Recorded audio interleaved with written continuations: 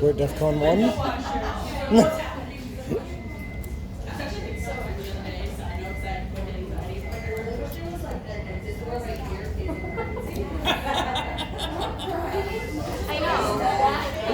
These chairs, we would die in a fire.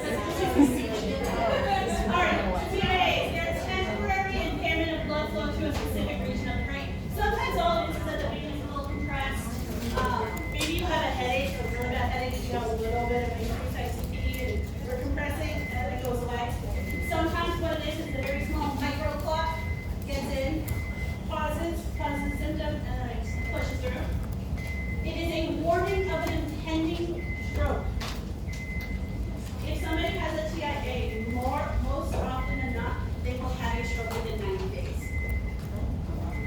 So, my dad, he had a TIA, New Year's Day, spent 24 hours on the UR6, it was fine. 2 weeks later, that's when he had his major stroke. That's how quickly it can occur. If you have a TIA, because your risk of a stroke later on is so high, you get put on dual antiplatelet therapy, which is aspirin and Plavix, for about 21 to 90 days after, and then you follow up with your primary and they determine if you need it long term. Yes? Would this show up on the scan? It will not show up on scans because it's not actually causing any ischemic damage yet. You said the aspirin and Plavix are prescribed after the TIA or without? About 3 weeks to 90 days. Your highest time, the highest risk of you to then develop a stroke. Because what does aspirin and Plavix do? They're antiplatelet. What does that mean? What does it do? Is it a blood thinner? No. It just makes it less sticky. Yes. Right? It just, like it makes your platelets just kind of smooth over each other instead of stick together. And that's very common. A lot of people say, oh, it's a blood thinner. It's like, no, technically. The blood thinners are what makes it long, what makes, yeah, what is, I know, it's bothering me. Blood thinners make the time it takes you to clot longer. That's why it's called a thinner. Antiplatelets just make your blood less sticky. So if in a TIA, maybe I have a little bit of plaque in my brain, what this does is it prevents my platelets from sticking onto that plaque to then develop the stroke. Now, can that plaque still keep forming and going as maybe my diet still is not better? Sorry, Dad. Yeah, right? And that's why it's up to your provider if later on you stay on the antiplatelets. Is there a medication to help with that plaque rate buildup besides your own habits? We can put you on like an atorvastatin, which is an anti-lipid, which makes it so you don't form plaque. Oh. So sometimes they will also get put on a statin or something like that. You guys will learn more about that stuff in cardiac. But that is something that we can put them on as well. But really, once the plaque's there, the only thing we can really do is either take it out, which we're going to talk about in a little bit, or we put a stent in and just kind of like open up the vessel and like I'm like trying to push the plaque down a little bit. They're trying to develop more things, like I've seen the videos on TikTok and YouTube, all that stuff, where like you go in through almost like an angiogram, like with a wire, and they really kind of like suck out the plaque and bring it out. But or we can do like what they did with my dad with the carotid artery bypass. If there's a plaque, maybe we can take a vein from somewhere and bypass where that blockage is. There's a lot of things that we can do. But we're not necessarily going to do that with a TIA. We'll do that after they have a stroke. But there is a surgery we can do after TIA while we talk about that. So, an ischemic stroke. What is an ischemic stroke? What is it? Not enough oxygen. Ischemia means not enough oxygen, right? How does that occur? It's either a plaque, blood clot, whatever. It can happen because of high blood pressure, diabetes, obesity, high lipids, I'm not going to read all these. Typically, I won't say typically, a good portion of the time, what happens is that the clot is actually somewhere else first. Where do you think the clots typically start before they go to the brain? Legs. Legs or where? Heart. Heart. And in what disease are we more common to form clots in the heart? AFib. That's why when we talk about, actually I'm gonna go over it now. That's why when we have somebody that comes in with an ischemic stroke, we do an echocardiogram. Because we're trying to figure out, we do an echocardiogram, we do a venous duplex, we're just trying to figure out where did the clot start and is there any more that I need to worry about. It's also why when you guys get your cardiac, you're gonna learn about it. Do an AFib before we cardiovert, then it's back to a normal sinus rhythm.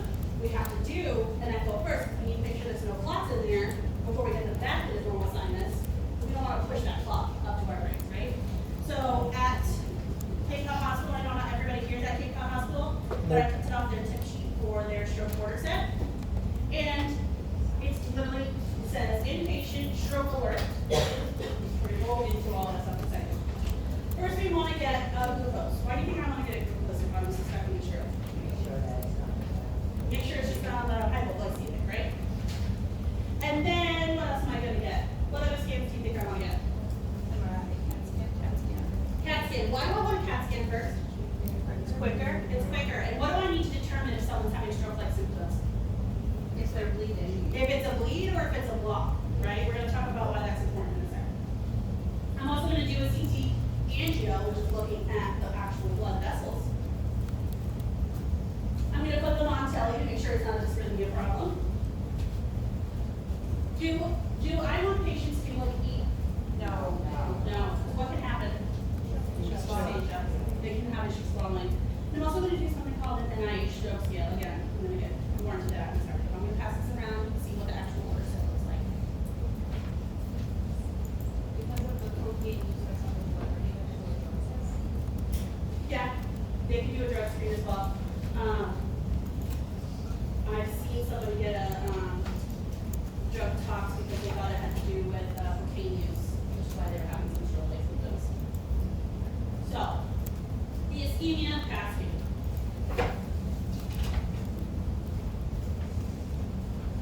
This little area here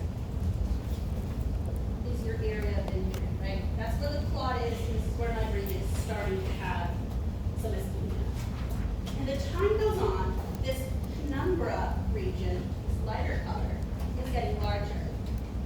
But where the area where it's actually blocking is getting darker, right? Because what's happening to that tissue? It's dying. Time is muscle, right? Without treatment, look how much of that is a final infarct.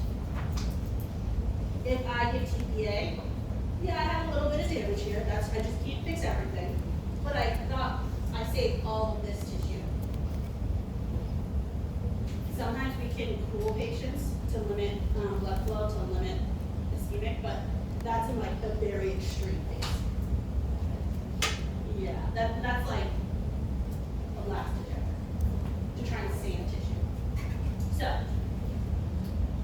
as it decreases, the blood flow decreases, our neurons change from aerobic to anaerobic, creating lactic acid. This thing happens also in heart attacks. So instead of the normal way we use oxygen, we change from aerobic to anaerobic, and a byproduct of that is lactic acid. That's what chest pain is, it's lactic acid building in our body. And lactic acid causes you to go into metabolic acidosis, right? Even worsening my cascade. My neurons then can't produce ATP for the membranes to pump electrolytes in and out, and that's what's causing that tissue to die. Lack of oxygen, producing lactic acid, and it's not moving those electrolytes, and it's dying. Time is muscle. Is TPA within 4.5 hours of onset? 3 to 4.5. Yeah. And so that drug is completely eliminated if you do not know time of onset. Yep. Yes, we're gonna talk about TPA, yeah, but yeah, I don't know when it starts. So, Is that because there's like some kind of danger in using it? Or say it louder, I'm sorry. why not try? Is there a danger in using like the drug? We're gonna talk about it. Every minute we don't intervene, our patient loses 1.9 million neurons. Every how much time? Within a minute. Every minute, 1.9 neurons are lost. Your brain ages 3.6 years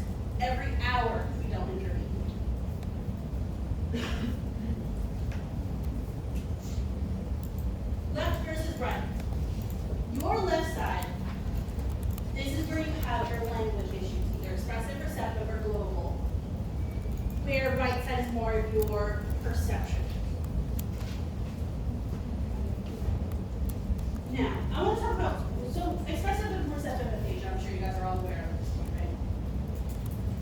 What is global? Expressive and global. So how do you communicate with somebody that has global aphasia?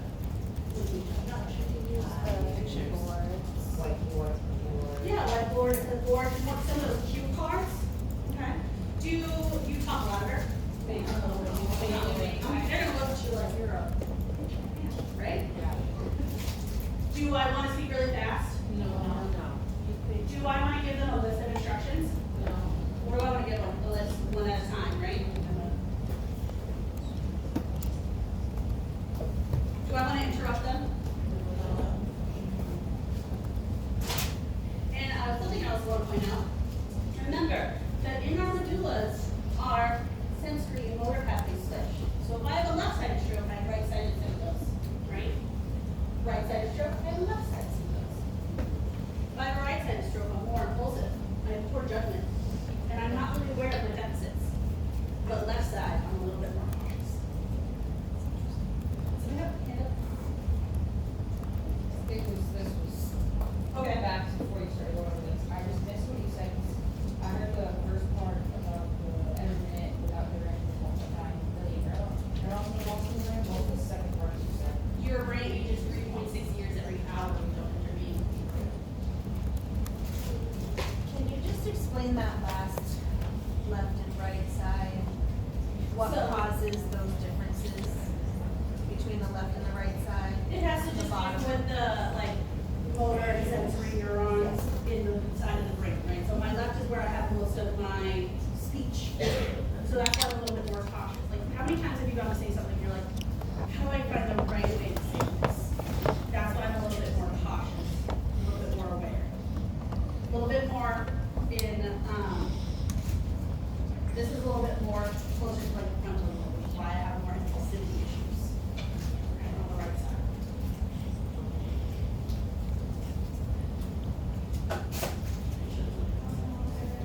So your left side is responsible for language, math skills, and analytical thinking. Your right side is more responsible for visual and spatial awareness. That's why when you hear that like left brain people are better at math than right side brain, spatial awareness, perception, math, critical thinking. And if I have issues on my right side, that's when I have what's called unilateral neglect, which I'm going to talk about. Oh, for now, actually. So, my friend, Rebecca Louise Urban, who is my best friend from Waterworld, we went to UNH together. She is an occupational therapist on a neuro floor at Rhode Island Hospital.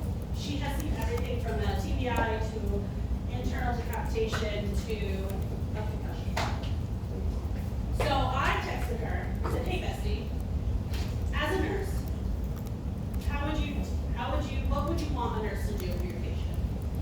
She said, put everything that the patient needs, like a water, paw belt, on the non-neglected side. Because they need that stuff. So you don't want to take away the stuff that they need. But the things that they want, like a cell phone, you want to put on the affected side. So when they're sitting there and they're going, where's my cell phone? Instead of constantly going to the right, it forces them to start using that left side a little bit more. Because unilateral neglect is not that I can't see this side of my body. It's that my brain can't process that anything's actually over there. I have no awareness on that side of the body. So that's one thing that we look at in development with babies. That's why patty cake is such a big development, because they're starting to cross their bodies. So if you try to play patty cake with somebody with unilateral neglect, they're going to constantly go like this. They're not going to cross into the other visual because they completely forget that this side exists. They can see, but they can't process any information. What else can we do? Tell the family to introduce themselves on the good side, but then stand on the attentive side and encourage them and say, hey, I'm over here. So it forces them to go this way. So start retraining the brain that this side exists. and then never administer meds on the impaired side. Makes sense. You always want to address and care for the affected side first. So that way, this is arms already in my jacket, and now you're teaching them to start thinking about this side again. Put the dinner on the non-affected side. What they need is dinner, but what they want is dessert. So put that on the affected side. And we'll flip. So, man, I really put this in here a lot. I feel like I'm really stressing this stuff, right? So I have a stroke in my frontal lobe. I have problems with my personality, right? Bridal, and poor body awareness, occipital vision, some range of balance, temporal is my perceptive speech. I can't understand things. Really love this picture, right? Diagnostics. CT scan. I need to know if it is an ischemic stroke or if it is a hemorrhagic stroke. Because if I have a hemorrhagic stroke, what can't I get? That I would get with an ischemic. CTA, right? Do you have any complete form? I'm also going to do the carotid, the echo, the VQ scan, the dimer, duplex. I want to know where that clot came from. Once I get the CT scan first, then I can do the MRI and the MRI. Now you might be sitting there saying, well, if I've already got the CT and confirmed the stroke, why do I need to get an MRI after? And I'm going to tell you. So, again, my dad, he couldn't have an MRI because he had a defibrillator. By the time they identified that he had a stroke, it was 6 CTs later.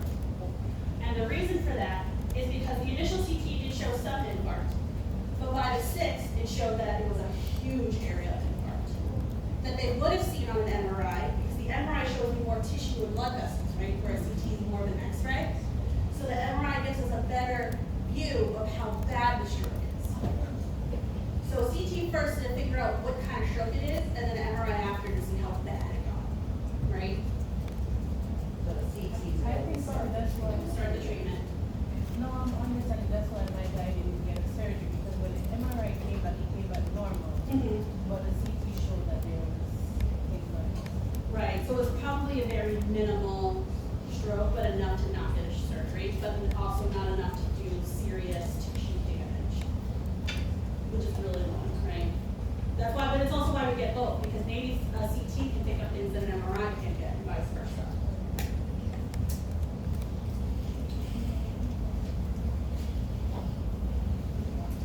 How quickly do I want to get a CT scan?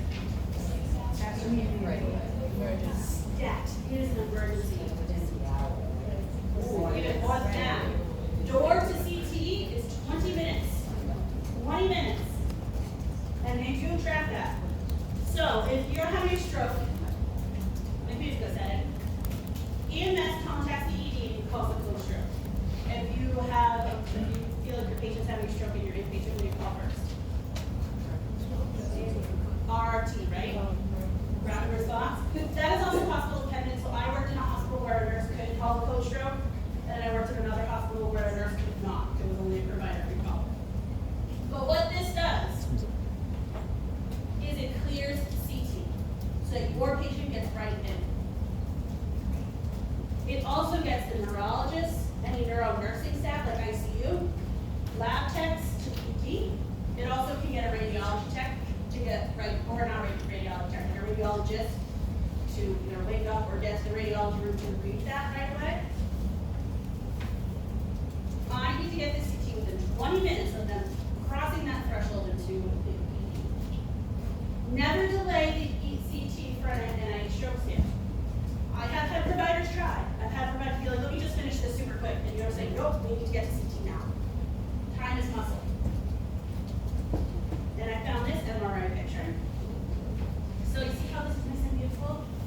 Let's get through there. Here's my clock. Look at how little is getting through there. So that might be something where I might not see it on an MRI or CT that bad, but an MRA will show me where the clot actually is. Because maybe I can go in and put a stent in there. Now, let's talk about scan. You have to do the NIH stroke scale first before it's begin. Now, getting a stroke scale does not take very long. It takes like 10 minutes. So while the nurse is preparing TPA, the provider can do the stroke scale. So why do you think it's important to get this first? What am I trying to get? Baseline. It dissolves the clot itself. So what is the danger to that? What if I have a clot because I just had a recent surgery? What am I running the risk of? Bleeding, right? So I need to monitor for any signs and symptoms of bleeding.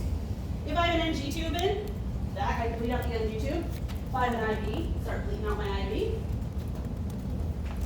Usually, vital signs are monitored very closely. So it's usually every 15 minutes for the first 2 hours, and then every 30 minutes for 6 hours, and then every hour for 24 hours. So we need to closely monitor the hemodynamic status.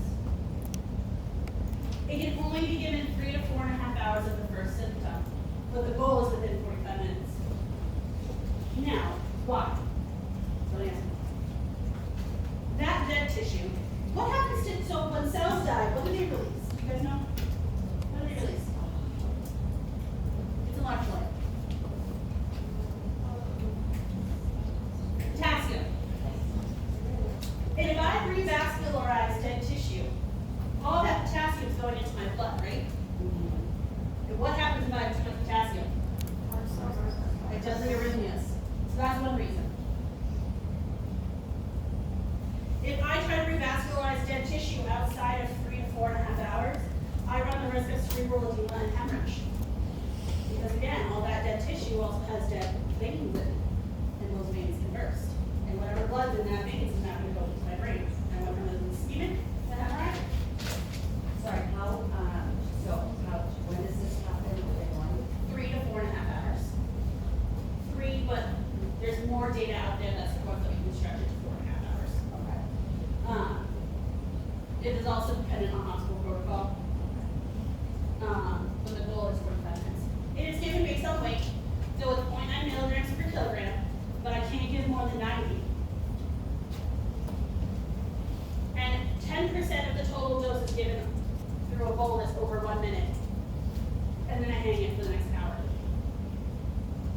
So at that point, you just like mix your bag, and then you program the pump so it does the bolus, and it kicks into hourly rate after that. You don't have to like pull it into a syringe motion. I guess that's also hospital protocol. Biggest adverse effect is bleeding and hypotension. My BP should be less than 185 over 110. We're going to talk about blood pressure and strokes in a second. And then obviously, if I've had recent surgery or if I have any active bleeding already, or if I already have a high INR and I'm on anticoagulants, I can't get this. I don't want to make them bleed out. I really don't.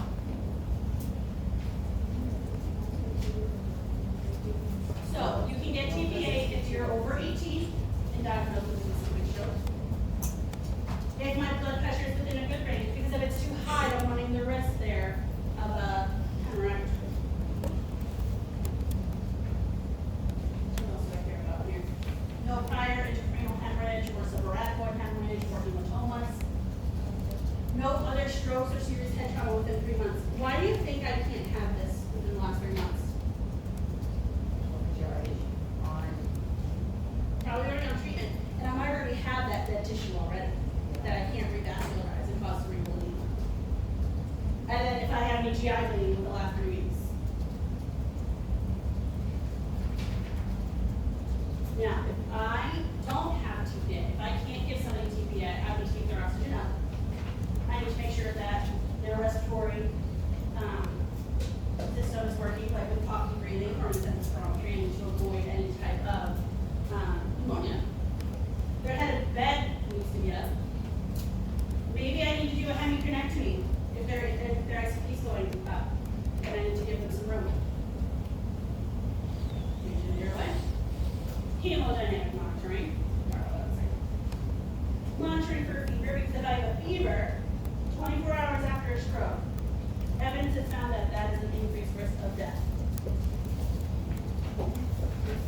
Because if I have a high temperature, what does that do to my metabolic demand? Increases it. And then monitoring blood glucose. I want to keep it a little elevated, just because my brain likes glucose, right? So, who is taking care of a stroke patient? your patient, was your patient allowed to be a little hypertensive? Yes, Did they explain to you why? because they want the oxygen. Exactly. We call it permissive hypertension. And what that does is it essentially is just keeping that cardiac output up and that CPP up to get as much oxygen to our brain as we can. Now, there is a threshold, which is 220 over 120. We don't want it to go too high, because too much pressure in my brain can cause things to burst up in there. And then after the first 24 hours is when we can start to slowly bring it down. And that's typically when you'll see an order in your order sets for like a PRN hydralazine or antihypertensive, slowly bring it down. The American Heart Association, American Stroke Association recommends it stay a little bit high, like 160 to 180s, unless we start to hit that 220 mark and then we can lower it by 15%. The exception to that rule is that if they're getting TBA, we can still let them have permissive hypertensive, but that cutoff is different. You guys remember what that cutoff was? So TPA, we still want some permissive hypertension, but instead of letting it get to 220 over 120, I want to stop at 185 over 110. A little bit lower. We're trying to prevent things from bursting in the brain. Cape Cod Hospital also has these cool stroke guidebooks, and so you guys can pass them around. I'm going to start out with them.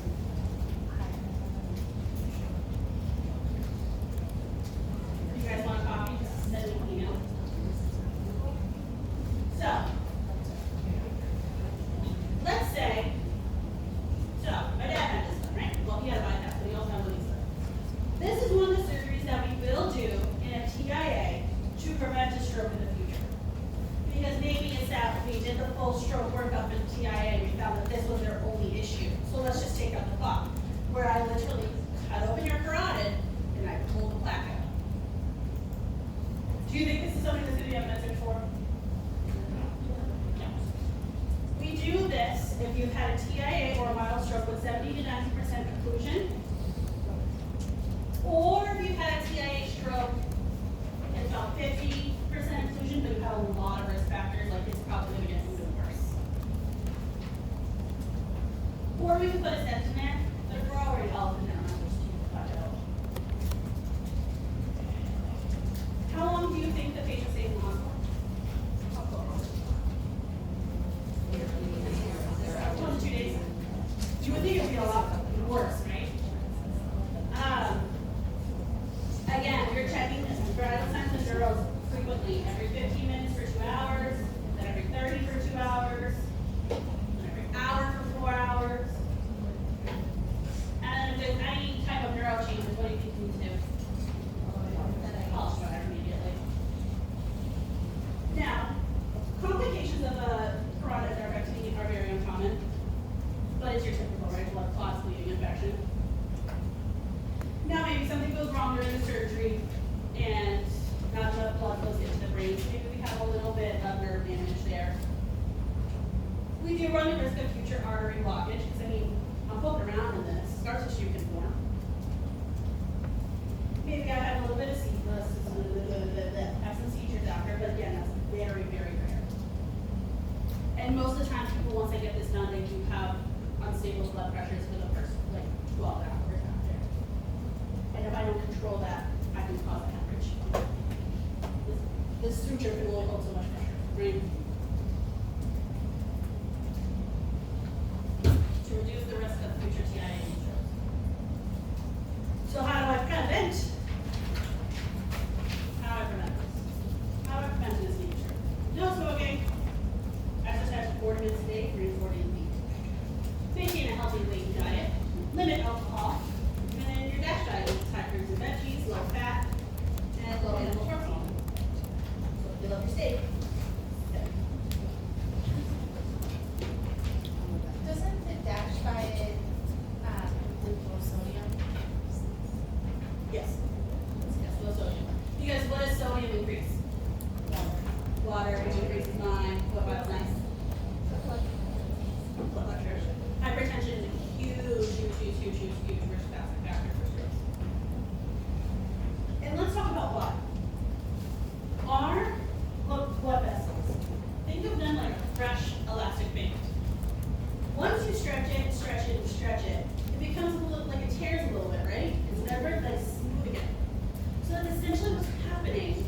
your blood vessels as your blood pressure is too high. You're creating what's called micro tears.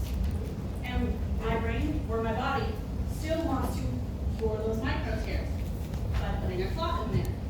It might be a small clot, but it's still enough to cause a stroke, which is why hypertension is a huge risk factor for strokes and heart attacks. You can get micro tears in your vasculature for your heart as well. Questions on ischemic strokes? Okay. Hemorrhagic strokes. I'm bleeding into my brain tissue. I'm bleeding into my ventricles. And I'm bleeding into my subarachnoid space. This is more of an emergency than an ischemic stroke. 80% are just due to spontaneous rupture of the small vessels. Mortality rate is 50%. Because I have a little bit of time with ischemic strokes, things are still flowing. I can give oxygen to push blood into my brain, like bleeding and hypertensive. But if I'm bleeding into my brain, I mean, I'm bleeding out, right? I'm just kind of just bleeding into one spot. And if I'm bleeding a lot into my brain, and I'm increasing my ICP at that point, and I don't fix my ICP, what's going to happen to my brain? Herniation. Hemorrhagic strokes have more deficits, and it takes longer to recover from. So I can retrain my brain to do things if I have dead tissue. But if I'm bleeding, it's harder to fix a bleed than it is clot. Risk hypertension. There is significant except you at higher risk. And moderate to excessive alcohol intake.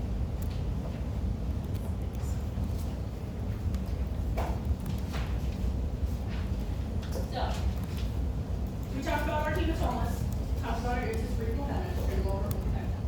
Most common with hypertension and atherosclerosis. Because again, micro tears plus plaque mean my veins and my arteries will just burst, right? It could also be from a trauma, if I get hit with a head, brain tumor, anticoagulant, amphetamines or cocaine. Subarachnoid hemorrhages are common with AVNs, which we're going to talk about in a second. Aneurysms, trauma, or hypertension. So, AVNs are these bad boys, where your veins and arteries are just like a big giant mess of a ball. Aneurysms is when your veins and arteries kind of just form a little pocket, a little balloon that's eventually going to pop. It's a dilation of the walls of the cerebral artery because there's a weakness in that wall. You don't always know what causes it. There is some general defects, maybe genetics, but not very strong. Usually happens in the subglobulus, mostly the internal carotids.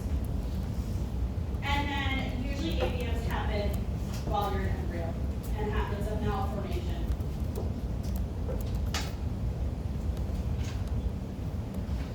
You're usually born with AVMs. So, hemorrhagic strokes. The biggest difference between ischemic stroke and hemorrhagic stroke symptoms is that they say this is the worst headache of my life. There's a sudden change in level of consciousness. If I have an AVM or an aneurysm, my pain and rigidity, visual loss, hemiparesis, sudden severe headache. I also found this in my hospital. So, both ischemic and hemorrhagic will have vision losses. Usually it's on the same side of the body, the same side where the motor issue is. So if I have a right hemiplasia, because of my stroke, I'm going to have right visual issues. The biggest difference is the patient will say it's the worst headache of my life. And that biggest difference is between the two types of stroke. Yes. Hemorrhagic is the worst headache of your life.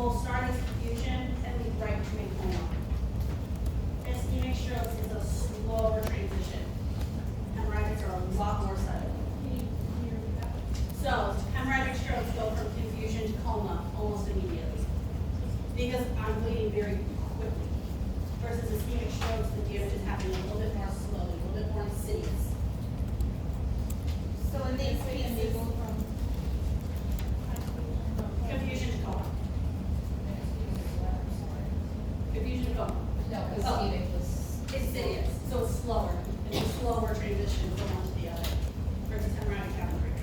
Yes, I'm sorry. I think I printed my slides too early. Is the complication slide for the hemorrhagic stroke? Yes. Okay. I might have also put them in no weird order. Okay. I try to follow your book, so that way you can like follow along as you read with my slides. But I don't always like how the book organizes it. Like your book taught you a lot of like things about seizures before I went into ICP, I think, and I didn't like that, so I yeah. So, and then this is management for aneurysm itself. You literally just flip it. Keep the ball and flip it, and they need bed and great rest with sedation after.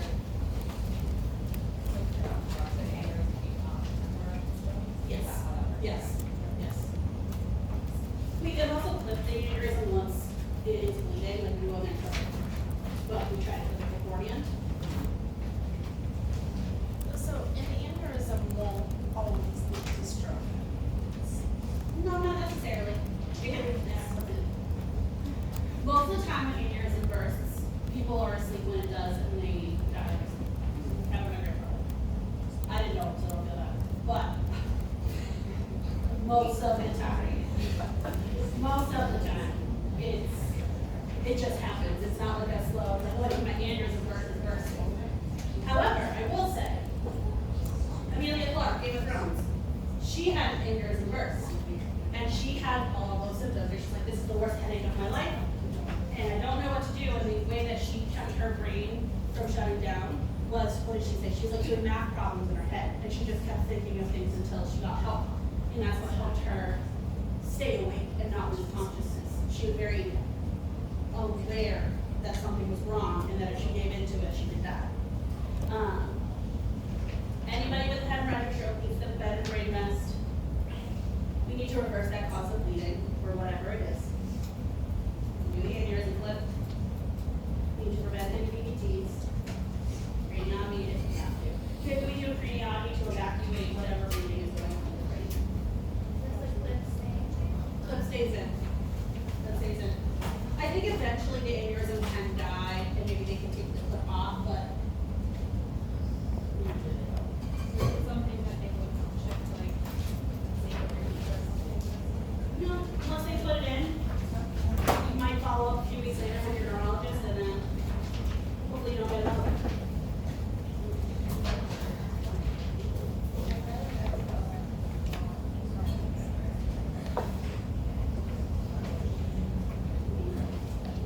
Mortality rate's really high when aneurysms burst. Like I said, most of them happen when you're asleep.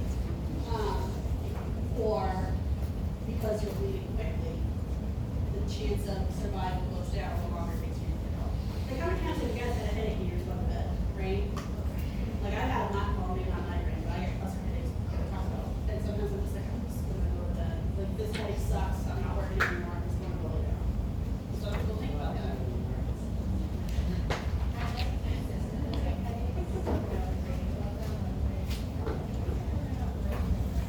I diagnosed myself with a hematoma and hemorrhage at least once a month. Yeah. So, in summary, the ischemic strokes when you have more numbness and tinglings, body aphasia, vision loss, versus hemorrhagic, the worst headache of your life, decreased consciousness. You're still pretty alert with the ischemic stroke, you're just really confused. You can't really talk. You're not alert with a hemorrhagic. Worst headache of my life.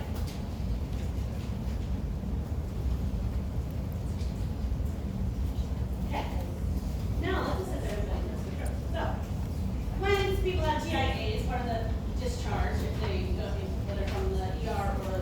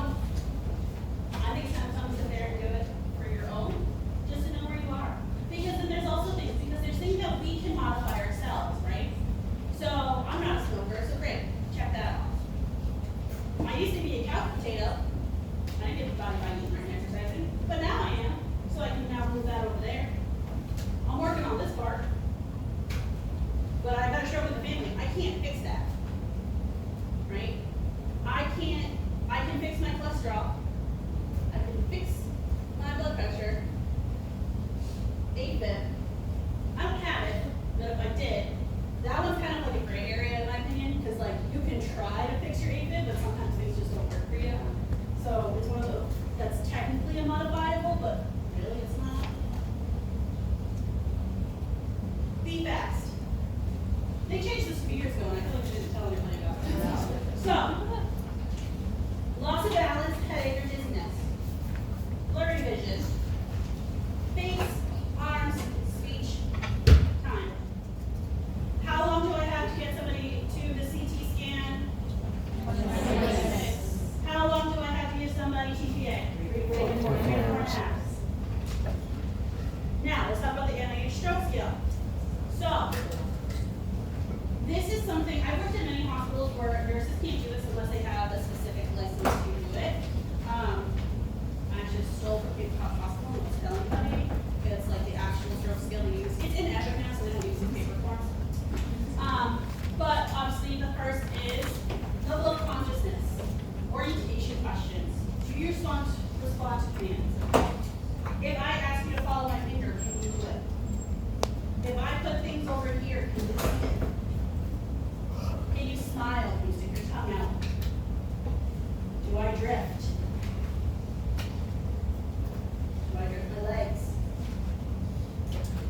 Am I able to walk cohesively, or do I have a little bit of walking issues? Do I have sensory loss? Am I able to talk? Am I able to understand? Am I able to pay attention? I'm guessing pay attention. So some of the words that we have them say. So for number 9, for language, we have them say, you know how, down to earth, I got home from work, near the table in the dining room, they heard him speak on the radio last night. All pretty easy sentences, right? If you have a stroke, it's hard to say that. Can you repeat those? I'm gonna pass it around.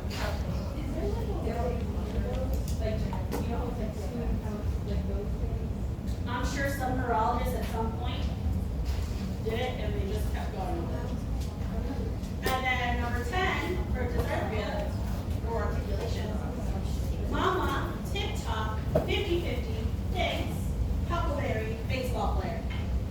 You can imagine how you get a little tongue-tied saying that stuff, right? Another thing that they'll do, I don't have a picture of it here.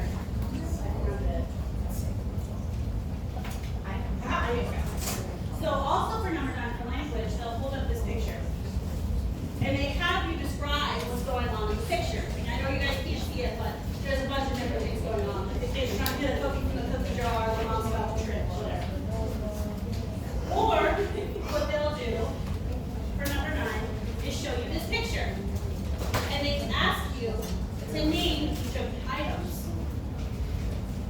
Because with expressive aphasia, I know that this is a cup. But I can't say the word cup. Yes. I actually took care of a woman who had this expressive aphasia. It was amazing. Everything was either Badu or Tia. And the poor thing, everything was, she'd come into the office and she'd be like, Badu, T-O. My dad had I had a patient before that he passed, and the thing he just kept saying was do 9, do 9, do 9, do 9, do 9. And we did not know what that. So it was hard. We also didn't know how bad his stroke was for a long time because he had expressive aphasia. And sometimes people they don't say words like that, like how to do 9 or whatever. Sometimes it's just they'll have normal sentences and they're like, it's like a constant feeling of those things that's tip of your tongue, you just can't get it out. Which can make it really frustrating, right? Like, how pressured do I get to stay in front of you guys, you know? I had one patient who was, they could not eat anything, all they could do was say. That's really interesting. All they could say was neurologist said, Sing. Yeah, you can sing with the tongue. but they could actually say. It probably is. So, there was one night, on Monday night actually, I was laying in my bed,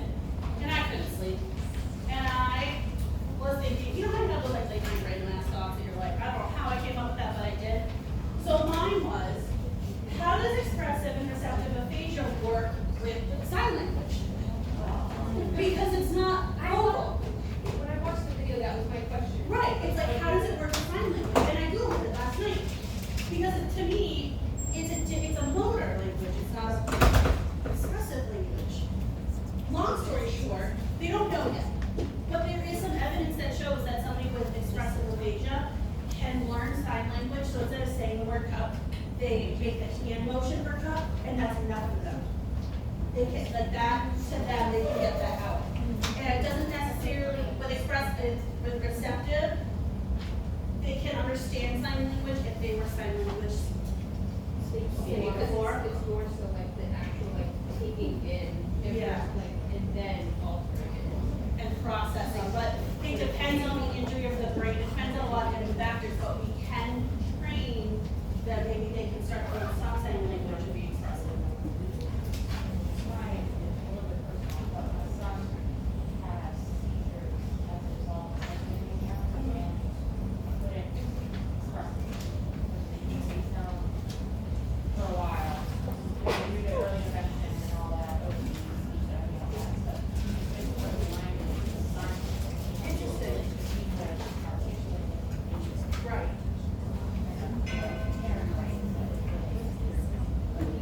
I wouldn't put them together.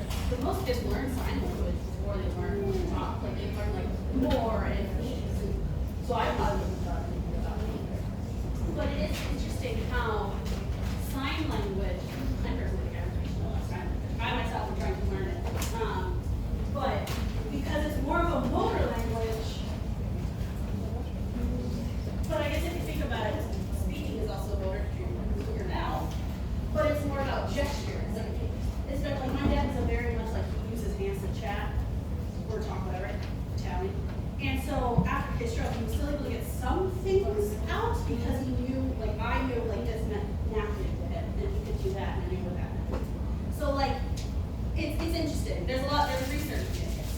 The best way to describe it, because I do, not as fluent as I was before, but I do know sign language. And the best way to think of it is it's really it's a switch in your thinking. You're thinking in pictures, and you're not thinking in words.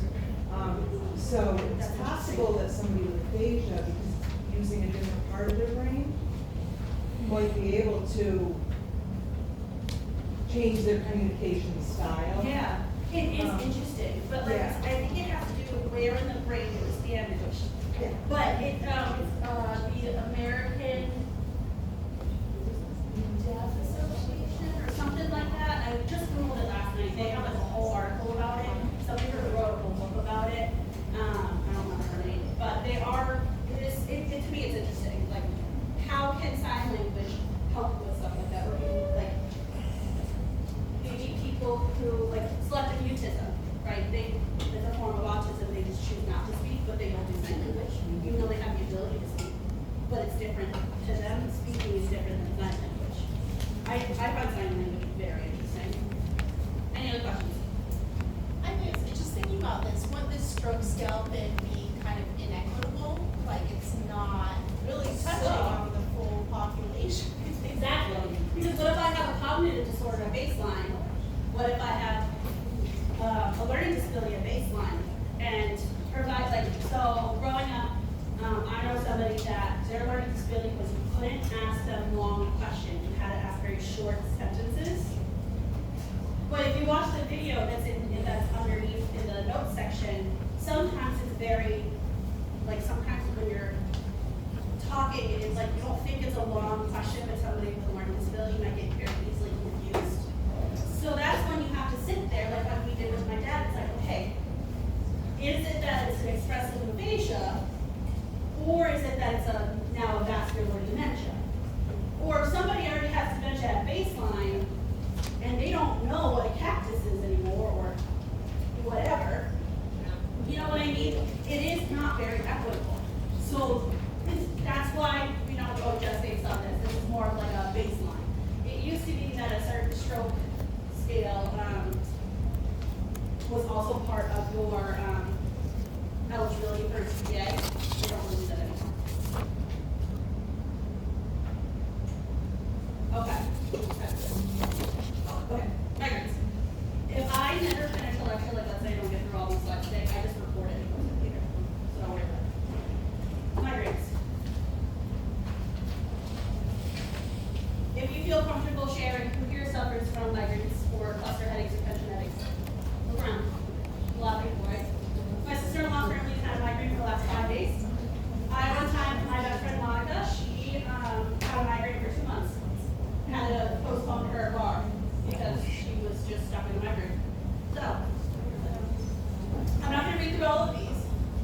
straight from your book. The long story short is the questions you're asking is really just how long does it happen, what happens before, what happens after, what does it feel like, how long does it last, what other symptoms are on there, is there anything that makes it worse or better. Sometimes migraines isn't something that we can just get a scan to diagnose, it's more of a rule out. So I can do a CT MRI, I can do an EEG to rule out everything else, and then we get diagnosed with migraine. Which I love those things, right? And it's not really a specific test. So risk factors, alcohol use, allergies, intense odors, bright lights, fatigue, sleep deprivation. I get my cluster headaches when I don't get enough sleep. Depression, anxiety, emotional, physical stress. I always get my right before my period. I'm sorry, that's a little TMI. Foods with TME, MSG, nitrates, or dairy. So, migraines. Classic migraines have an aura. Common migraines do not. Not every migraine is the same. But some of the symptoms are standard, like photophobia, so loud noise, bright lights, nausea, vomiting. Usually that's where you get pain behind one eye. Usually there's family history. The biggest sign that tells you it's a migraine besides like a headache is that you can't function for a while because the pain is just so severe. And usually each migraine, for you specifically, presents the same. We don't know the exact cause of migraines. It's theorized that it has to do with a vascular disturbance, but we don't really know. Incidence is higher in men than women. I'm sorry, women than men. Sorry, ladies. And typically happens after puberty. So, if I have auras, there's a bunch of different things, right? The first one, I'm aware that it's about to happen. There are some symptoms like irritability, depression, diarrhea, constipation, frequent urination. My sister-in-law knows when she's going to get a migraine within the next few weeks when she has a specific food craving. It changes every single time, but I think this last time it was Oreos. And then she gets very irritable beforehand. And then you have your aura stage. So over minutes to an hour, you get some neuro changes like numbness and tingling, acute confusion, visual disturbances. This morning, she's getting a migraine soon. This morning, well no, she's actually still in her migraine. She kept looking around and saying, what was I about to do? Acute confusion. Now we're in our headache stage. Severe incapacitating throbbing headache. So for her the last few days, she keeps going back and forth between these two. In the morning, she gets her neuro, and then she comes into her headache stage. So she has a very throbbing headache that gets worse as the day goes on, and by the time she gets home, she is out of it. She just wants to go to bed. And then the third stage, this lasts for the next few days. This is when the headache's really gone. It's just more of like a dull, throbbing pain. Not even really a pain, it's almost like more like a pressure. The pain and aura is subsiding. You might get some muscle aches, headaches, because like let's say you were like really physically active, your brain is just like tensing up, so you get some neck pain after. With these migraines, this is when you'll have a patient that sleeps for many days afterwards. It's like their brain just went through a whole marathon. Sometimes older adults can have auras with the neuro changes, but they don't get the actual headache part. Those are visual migraines. Okay, without auras. So, pain aggravated by physical activity is unilateral and pulsing. We have one or more of these bad boys. Again, it lasts 4 to 72 hours, often early in the morning during periods of stress with menses or fluid retention. The only difference between this one and the one before is whether or not they get an aura. That's it. Is what? Whether or not they get an aura. Most patients do not get auras. Atypical migraines, so you can have status migraines, which is migraines more than 72 hours. Again, my friend had most 72 months. You can have migraines infarction, which is manifestation for 7 days. This is my sister-in-law. Sorry, but and then unclassified, which is it doesn't fit in there.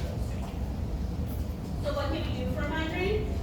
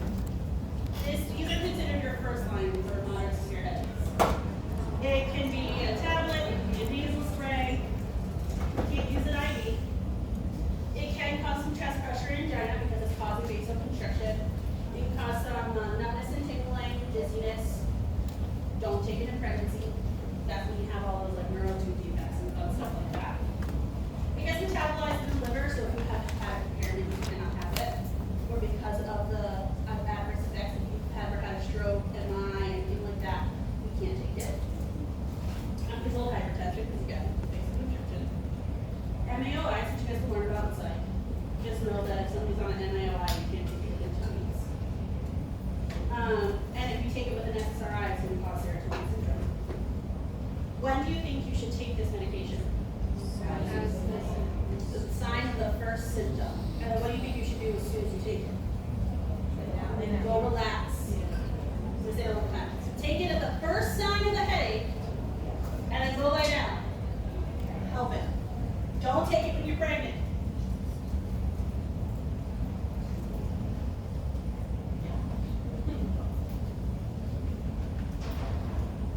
Just for time reasons, I'm not asking you guys about this, and I can't really see too much of your end of asking about it. But just know that's another anti-migraine med, and you can't take it within 24 hours of a triptan. And it's less expensive than a triptan, that's why it's an option. Other things we can do is we can get these like wearable headbands. You can only wear it for 20 minutes a day, but essentially it I think it pushes on the pressure points, and it also stimulates like the trigeminal nerve to reduce the pain.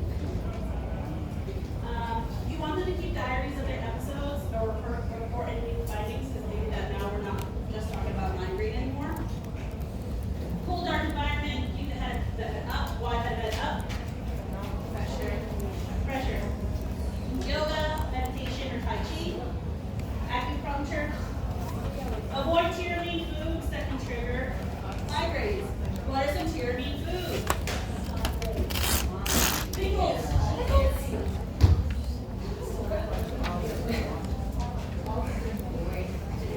I will never stop drinking coffee. Medications that can cause migraines. Right here. Because if you think about it, most of these cause vasoconstriction anyway. Or, well, this one causes vasoconstriction. And if I vasodilate my brain, what's getting to my brain? Blood. And too much blood causes my pressure to do what? Headaches. Yep. Cluster headaches. I am a sufferer of these. Brief episodes of intense unilateral, non-throbbing pain lasting about 15 to 3 hours. Mine radiates to my temple. It occurs many times a day, followed by periods of remission. I get teary-eyed, facial swelling, eyelid drooping, pupil constriction, bradycardia. Me personally, I do this. Whenever I get my cluster headache, I have to move. Risk factors: anger outbursts, nausea, anxiety, prolonged anticipation or stress, excessive exercise fatigue, altered sleep cycles. Most frequent in the spring or fall, and in males between 20 and 50. These are less common than migraines, and there are no auras. Now, it's the same medication as migraines. I just go lay down in a cool, dark environment. Avoid tyramine. I will not suffer any caffeine. I wear sunglasses even if it's cloudy outside. It just helps. Adequate sleep in your box. So, patients with cluster headaches, if they're that severe, can be prescribed HOMO-2. You wear 12 liters a minute for the first 15 to 20 minutes of your headache, and it can make it go away. Again, we don't really know why, but in some patients it works. But it has to be like, you get them all the time, when they're incapacitated. You have to follow very strict. Yeah. Tension like headaches. Steady, constant band like feeling of pressure in the temple, forehead, or back and neck. It's chronic and less severe. It's the most common. Usually has to do with your blood pressure.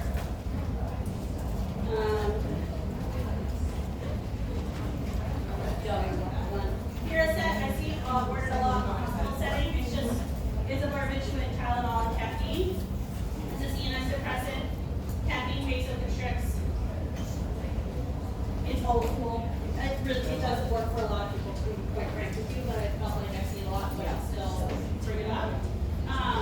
It can cause withdrawal seizures and tumors. So you really should take it as pregnant.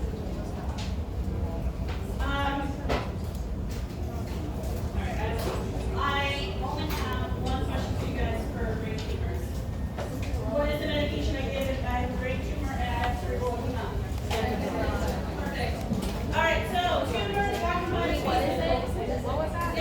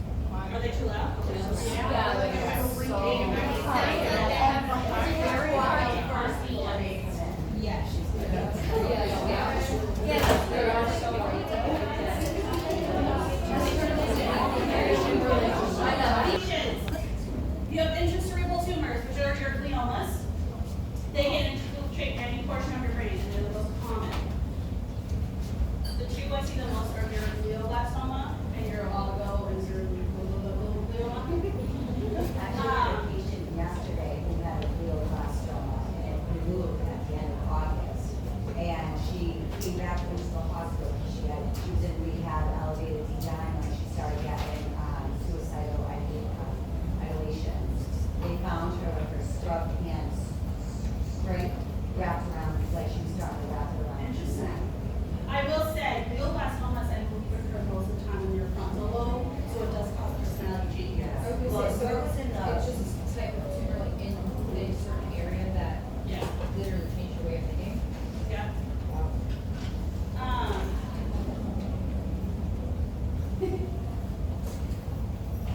And gliomas come from the brain tissue itself.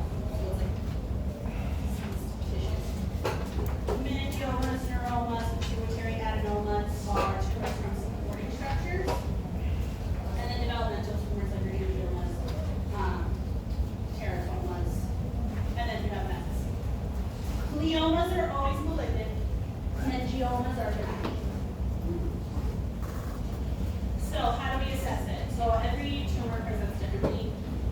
Usually the risk factors are relatively the same. Environmental agents, a lot of people who unfortunately in 9/11, the cleanup crew, they have a lot of cancer afterwards.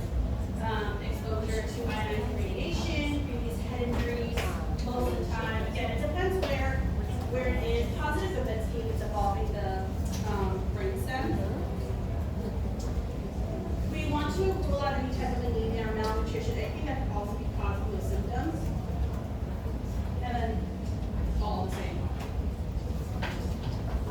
We can do a biopsy, which can be done in a surgical suite. It can be done in a radiology suite, usually guided by a CT MRI.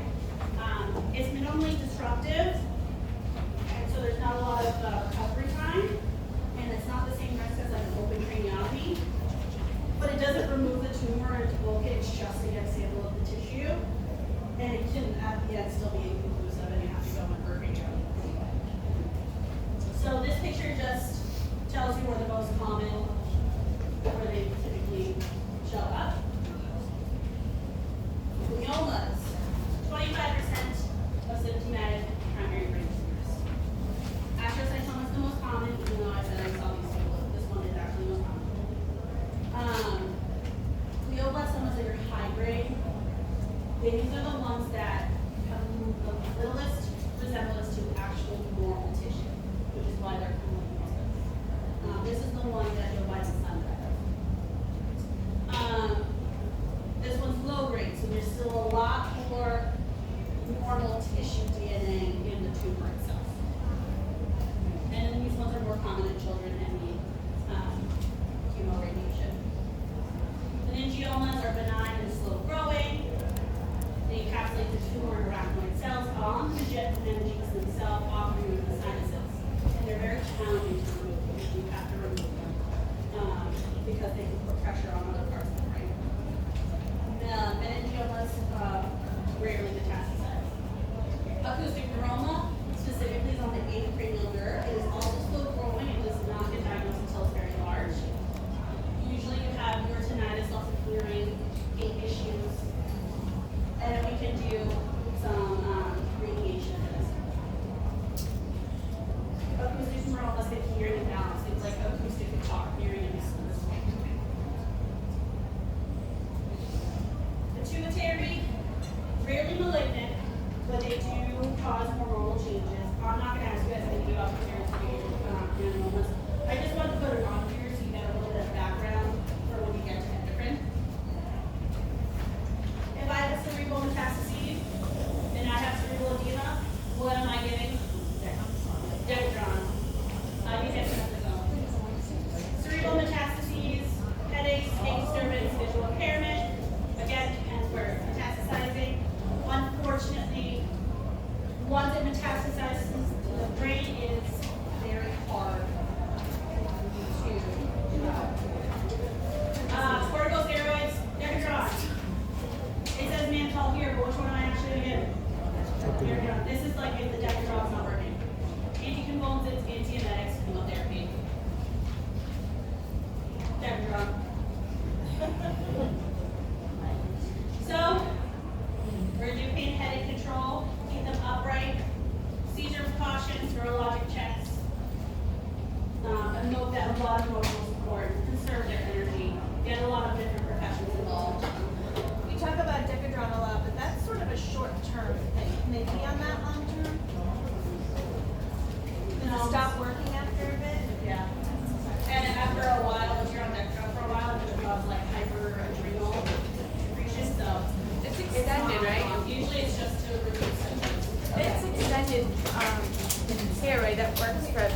It does, like you give it like one Work dose, after. like you give it dose like every other day. They can also, they give it as a And shot. it'll